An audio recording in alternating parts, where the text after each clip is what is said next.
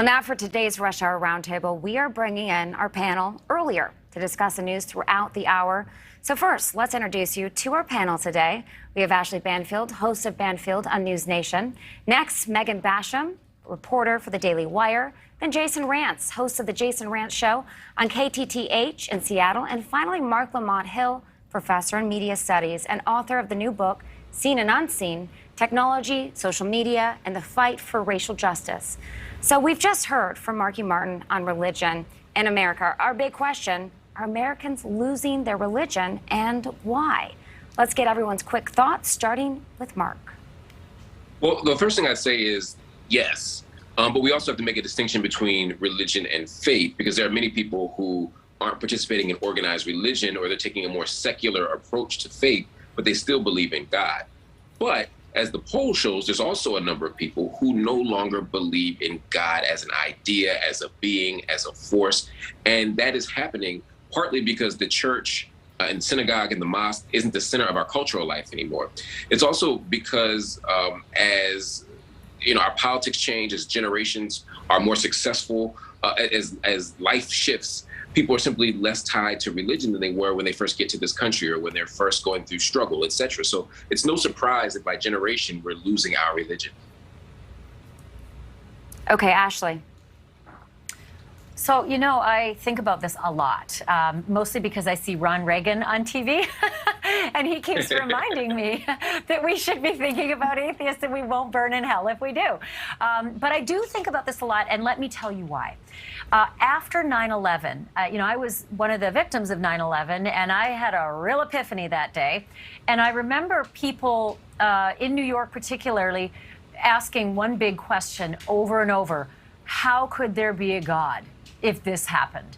And there were so many conversations on television about this, and it was perplexing for a lot of people because maybe they hadn't, you know, come face to face with tragedy of that magnitude. Elsewhere in the world, they come to face, you know, that pretty regularly. And when I went over to Afghanistan and subsequently every other war zone, those questions were really profound. And since 9/11, Kelsey, we've had social media proliferation, and it's nasty. We've had an Iraq war, an Afghan war, a Ukraine war. We've had school shooting. I can't even count. So I am not the least bit surprised that people across this country are saying, I don't think there's anybody out there watching over us. Megan, what do you believe? Well, you know, obviously, I am a very religious person. I'm a Christian. I look at these numbers and I wonder if we're mixing up cause and effect here. Because one of the things we know is that people are attending church less often. So a lot of those people who don't attend church say, oh, I'm a believer, but their children aren't believers because they're not taking them to a place where they're taught to think about heavenly and eternal things. And so it's really easy to sort of deaden that part of your brain when you don't use it, when you don't sort of explore spiritual things in life. And I think that that is really going to hurt America in the long run, because the reality is that there are many, many studies that show that religious faith has a profoundly positive effect on a society. People who are married or people who go to church tend to stay married. They tend to have happier marriages. They tend to not struggle with loneliness, with isolation, with issues like drug abuse, alcohol abuse. They tend to be healthier. We also know that they tend to be more charitable. They tend to be more involved in their communities. One of the things that we see is that a lot of civic organizations that do so much work for the homeless, for people in poverty, those typically develop out of churches. So as we lose those things, we're really losing a lot of what holds up the social structure of our community. So I think we need to talk about how we regain our religion. And I think that's important. And to me, one of the things I see in this study is that I'm going to disagree a little bit with Reverend Butler, where he said he thinks the problem is that the church is not coming along with the times enough. I would actually say I think the church has come along with the times a little too much.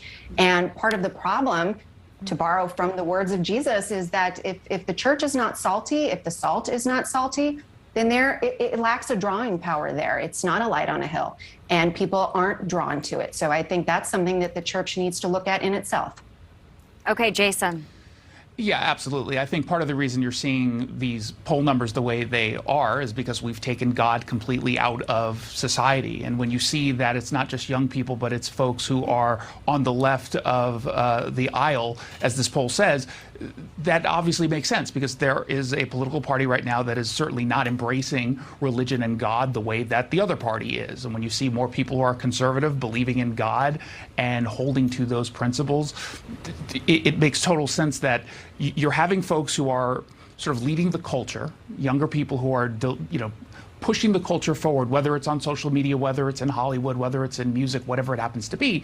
They have decided to take God out of it. They have decided to go away from that. And at the same time, what are we seeing? We're seeing that exact same demographic, young folks who are lonelier, who are getting more unhealthy, who are not going towards all of the things that Megan just mentioned, like marriage, that does bring people together, going to church or synagogue or a mosque, which does bring communities together. So we're seeing all of these breakdowns at the exact same time as people are going away from God. And I think that that's all connected. Well, you're also seeing it as, God doesn't have your back when you see the Catholic Church exploding into scandal year after year after year. So that could have a really profound effect on the next generation saying, wait, I thought this was supposed to be a pure house. That's exactly absolutely. right. And I think that that's a fair point. I don't want to dismiss the fact that the Catholic Church has not handled scandal very well. In fact, they made it worse in a lot of ways. However, when we're talking about God, it's not necessarily us talking about an organized religion per se or a religious institution. As a Jew, I don't go to church, obviously, and so that doesn't necessarily impact the way that I view God. And I do think that those are parts of the nuances that are important in this conversation. But I think those nuances are where sometimes we have to drill down on and we find some differences. I mean, Jason, you're Jewish. That's a great example, right? Within the Jewish tradition, it's possible to be a secular Jew. It's possible to be an Orthodox Jew. It's possible to be an atheist Jew, right? There's a lot of room here, but oftentimes, and we can have, there are debates about that, but certainly there are people who would talk about, whether you're whether you're engaged in religious practice or cultural. Yeah, absolutely. But that's my point, right? No one says I'm a cultural, few people say I'm a cultural Muslim, I'm a cultural Christian.